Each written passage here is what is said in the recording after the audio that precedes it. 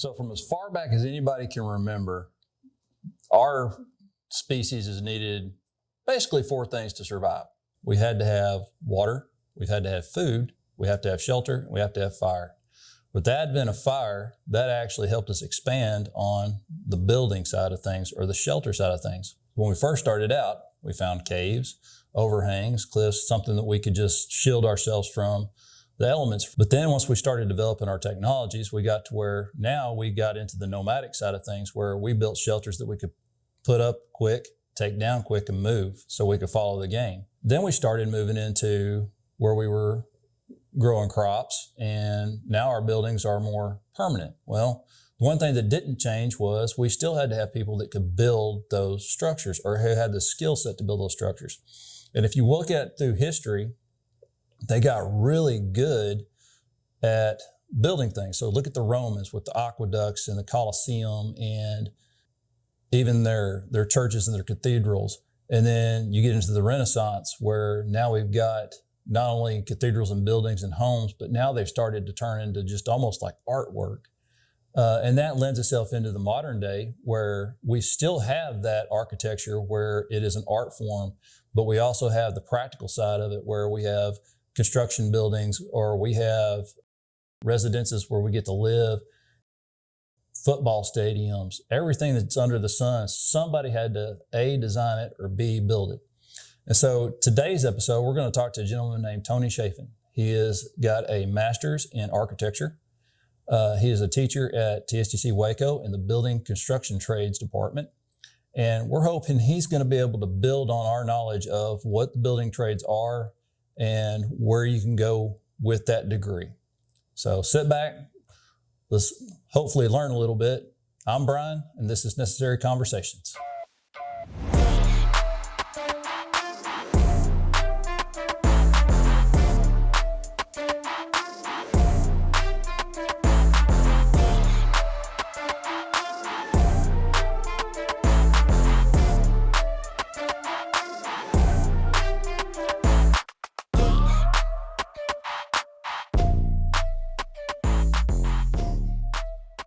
Tony Chaffin. That's me. That's you. All right. So you've been in the building trades for 28 years. Education-wise, you got a lot of letters behind your name. So you've got a BA and you've got an MA, and they're both in architecture. Correct. So that kind of uniquely qualifies you to answer this first question I got for you. All right. What is building construction trades? How would you describe it? Well, in that term, I'd say it's all of the different components. You know, you have your electricians and your plumbers and all those different HVAC. But so anything it takes to get buildings like the one we're sitting in, from bare ground to you and me sitting in here using it, right? Absolutely. Everything in between. Okay, so your field is kind of, or what you did was on the, how we would call it was the stick framing or getting the buildings erected. How long were you in the field doing that? How many years did you spend doing that? I guess that depends on when you transition from being the gopher to the actual carpenter. Yeah. You know, I started back when you didn't have to be a certain age to work construction, and I started sweeping up in job sites in the 8th grade. Okay. And so, you know, from then on, it was just a steady climb, given a little more responsibility, tiny bit more. It was a big day when I was working on framing. It was a big day when the guy handed me a box of 8-penny nails and said, "Go nail off that roof deck."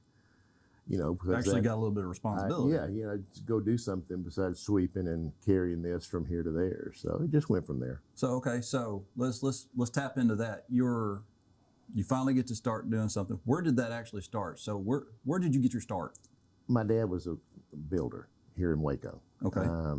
He built high-end single-family homes, and I grew up with that. I wasn't old enough to work really on his job sites before he got out of that business. But I've always been involved in construction. My family and my brother worked for my dad. Yeah. And so it's just always been kind of in our blood. We've been big fix-it people, you know. Okay. And so yeah. So okay, and this makes me curious. So you started it young, got into the field because of your father.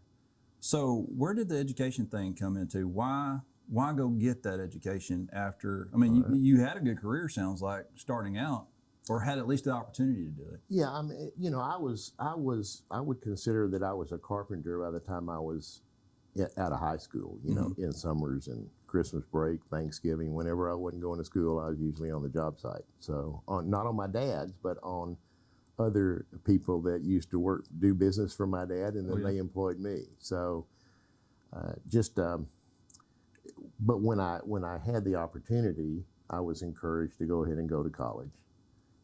I kind of in between there at some point, the architecture bug kind of grabbed me. Yeah. And I liked the design phase of projects. I liked all the coordination and getting with people and doing what they like to do, and you know, coming up with unique things for them. That was always in my blood, and so that's why I picked the architecture route. Okay. All right. So that leads me to my next one. I love that. If you had to choose, and when you have a career that spans like what most of us here that are teaching have had before we came out here, but if you had to pick one, what would have been your favorite job? Something that you could have either built or designed or just been a part of. What comes to mind? I love to run trim. Really? Yeah, I love to be a trim carpenter, and I've done that not only just on a random basis, but I did that exclusively for quite a few years with a builder here in Waco. And I was just a one-man show and did all his trim work. Oh, wow. And so, but I really enjoy that. I like detail work.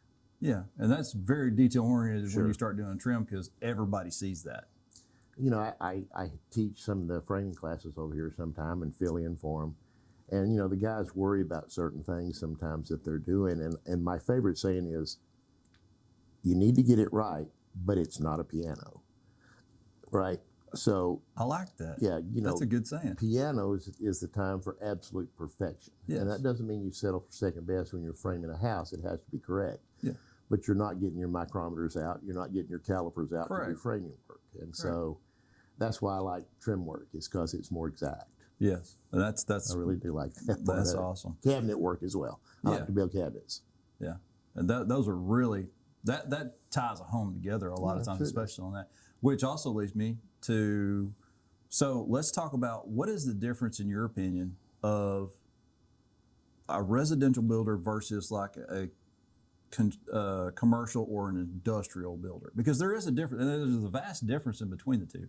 Sure. But what's your opinion on that? I mean, scope of the project, of course, comes to mind first. You know, you're in and out on a residential house, start to finish. You're not going to be more than 3 months, 4 months. You know, and you've got a ready to move in project. Yeah. And very few commercial projects are going to go that short. Yeah. Materials are quite different. A lot of iron, a lot of steel in commercial work. The specifications that are provided with a commercial job, architect involvement, engineers involvement. Yes. Oh, you gotta love the engineers. You gotta love engineers. I always tell people that contractors and engineers and architects have always had this. It's like plumbers and electricians. Yes, exactly so. And we used to say, you know, the favorite thing would be when you get a set of prints from an architect that, you know, you'd look at certain things and go like, do you expect me to nail that to the air? Exactly. You know, how do you expect me to do that exactly? You know, you draw something, that doesn't mean I can put it into brick and mortar. Yeah. Well, and that's, you know, like with us, it seems like on the electrical side, it's like the specifications and stuff are more strict on a residential side because there's people involved, and that's why we have to follow those safety codes. Sure. Whereas with you on y'all's commercial industrial side, there's a lot of people involved because you're talking massive structures from skyscrapers to, you know, arenas and things like that. Well, that's going to be And just the number of people that are on a job site that have to be watched. I mean, in residential work, for the most part, it's usually fairly much one trade at a time. Exactly. Not always, but some overlap depending on the size of the house, but one trade at a time. Whereas commercial work, commercial's everybody. Well, and by the time you get a large building or a multi-story, you've got people finishing out bottom floors and they're still framing it at the and they're top. still putting sticks up at the Exactly. top. I've seen that several it's just times. all over the place. So, being in the field as long as you have, I know you've had people come into your life, your work life, that have made an impact. And we always refer to them as our mentors, our teachers, things that, they're the people that taught us the things we needed to know when we didn't even know we needed to know it. So, who was your mentor? Without a doubt. I know this is the answer a lot. My dad, period. Flat out, no questions asked. Yep, I love it. So, mine was too. He insisted on doing it right. He might have given me an argument about that no calipers needed on the framing part. That's my kind of guy. That's sort of like it is. But yeah, my dad, he was always working at home, always doing things. He would include me on every single thing. If he was going under the house to do pipes, come on, boy. I love it. Let's go under there with this. Yep. And that's how mine was. It was come on, and then after a certain amount of years, it's go. Well, that's true. I've done trained you how to do it. Now you go do it. I'm pretty sure there was times when he would wish he hadn't asked me to come under there. It's a true story. Well, it happens. It does happen. So one of my favorite questions to ask anybody that's in the trade, and especially us coming from, we've got our education, we got out in the field, and then we actually did it. If you had an opportunity and 16-year-old you sitting here instead of me, what are you telling 16-year-old Tony? I would tell them to don't be too full of yourself and listen to people that have been doing this a lot longer than you have. Oh, I love it. And if I could jump a bit, I tell my students a lot of times, a lot of people have an entrepreneurial spirit. I did, but I tell them, if you could overcome that for a few years, go to work for somebody. Yeah. Don't just come out of school and think you're going to make all this money, working for yourself, because it'll eat you alive if you don't watch out. Yeah. And so I tell them, go to work, learn, see what they do, learn from their mistakes, make observations. Yeah. Well, and that goes back to that mentorship. Yeah. That find that individual that you can learn from, and I always joke, it's always usually the orneriest, grippiest old dude. Oh, they're the best. And they're the awesome. You learn so much from them. Sure do. First thing, figure out how they like their coffee, and then go from there. If they tolerate you long enough to take their coffee, you might learn something from them. Exactly so. Speaking of learning things, what is one thing that you had to learn on your own that you hard earned, you learned it the hard way, 2x4 to the face type realization that you would like these kids to know that you had to figure out on your own? What is something you want to pass on to them? Be patient and cut yourself some slack. Really? Yeah, don't be expected to do it perfect if you're just learning it, but pay real good attention to what you're doing yourself. Look for the details. And if you didn't you'll know exactly when you did something wrong, and you file it away and you don't do it again. I've got a saying I like to tell all my students: you learn more from a failure than you do from a Absolutely, success. no question. No question. And your mistakes are some of your best opportunities. Absolutely. It's either to correct something or to take something away from it. 100%. That's for sure. So now that they've got that paper, they're out. Let's say they've been out in the field, 4 or 5 years. When or what in your opinion, would they need to do continuing education wise? Because for most of us, walking off that stage and getting that job, that's when the real school begins. True. That's when it starts. But there's always opportunities for them to advance their careers and make themselves better and do other things. So what would your advice be for somebody that's saying, all right, I've been out, I'm starting to get a hang of this. Where do we go from there? I'd kind of build upon one of your other questions is what do you find yourself drawn towards in your experience while you've been working? What makes you smile that day that you were doing for somebody else when you're working and you liked it? And it wasn't even, you didn't feel like it was work. The task that they had you doing, and you're going like, yeah, I really like that. And so if you find yourself drawn to certain things, zero in on that. And have I learned all about that I can do on my own? And then find targeted training for that particular thing. Grow your strength, grow your interest. That's good. I like that a lot. So,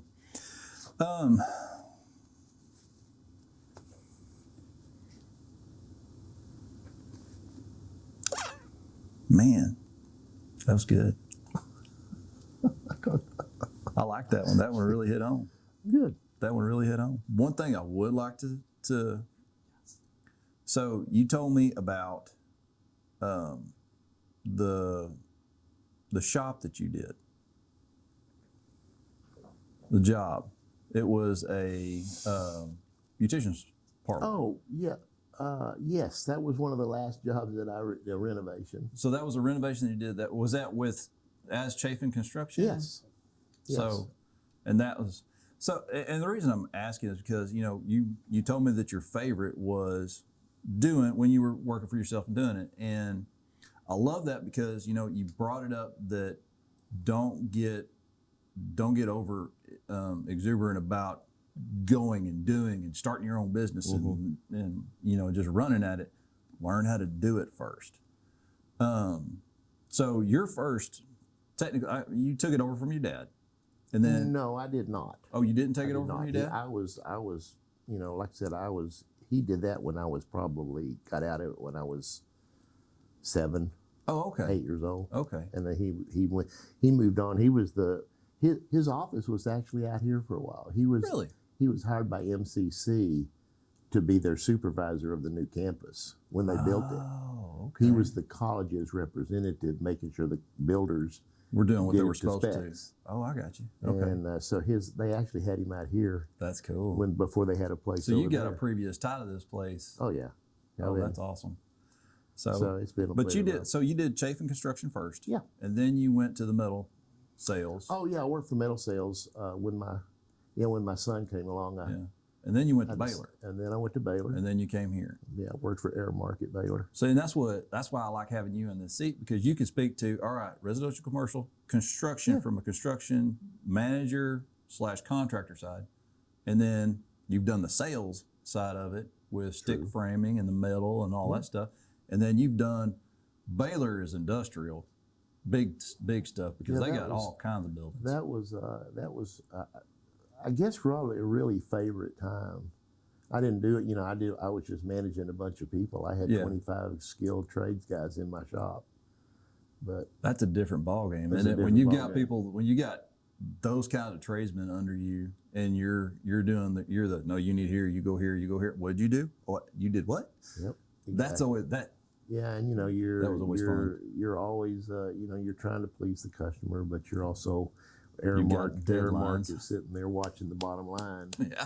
And getting you out of there as quickly as possible. When the nickels on the leftover nickels, what we're after, right? The leftover we got to get it done, and hopefully we have some left. Yeah, and that's a crazy place to work. It's all the way from the carpenters getting a request from somebody to build them a teddy bear shelf. Yeah.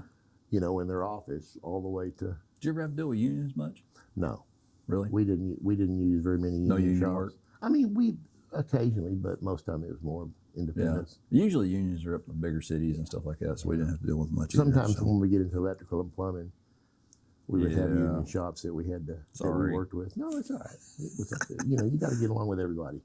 That was one thing I always was happy about. I was I'd lean on communication skills, and I didn't care if I was talking to a secretary. I didn't care if I was talking to the somebody in the kitchen at one of the dorms, or the president of the college. I mean, I found myself in all those rooms and places. Yeah. And you have to work your communication style to who you're speaking to. True. Very true. Yeah, so you don't want to overspeak to somebody, and you don't want to talk down to Yeah, somebody either. Exactly. Never. Exactly. And I've always coined that into respect. You have the same amount of respect for the janitor as you do the person I running the ask my company. students about halfway through the semester, how many of y'all know what our janitor's name is? I do the same thing. Do you know? You pass her in the hallway and say, "Hi, good morning," Yep, sure do. and those type of things are important. I Yep, think. I do the same. In fact, I used to have a quiz question that was that. Oh, yeah, that's And good. I weighted it like 20 points. I like that.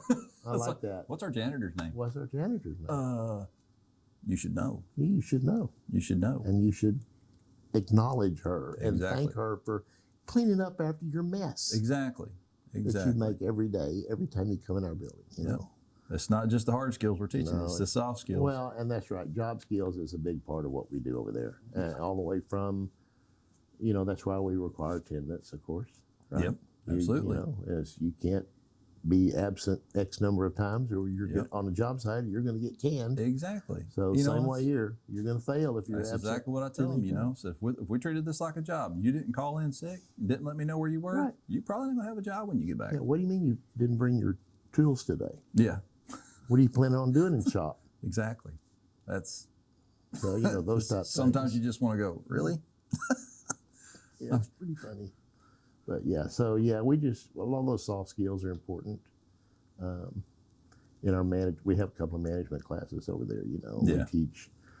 We do all that stuff. We do team projects, make them work together. I think that's lacking in a lot of stuff that we do is that team aspect of it. And I still do, like even with my motor controls, I've got it. In fact, I did one today. We do a sequencing lab where I tie 12 stations together at a time. Yeah. Well, they have to work together to do it, because on that one, they know enough about it that I don't have to explain the buttons. I don't have to explain the wires. I don't have to explain anything. I just tell them, I want this one to tie to this one, and I want it to go here, here, here, and here. And this is how I want it to do. Yeah. Here's the print.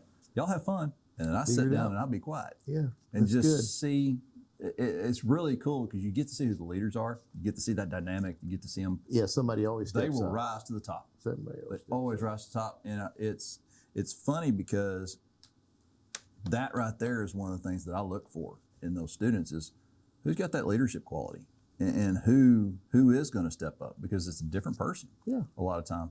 And some of them will surprise you. Sometimes it's the quiet one. Yeah, sometimes it is, and and you can tell when certain personalities will, at first they'll show frustration at a student that is not really like he cares, Yeah.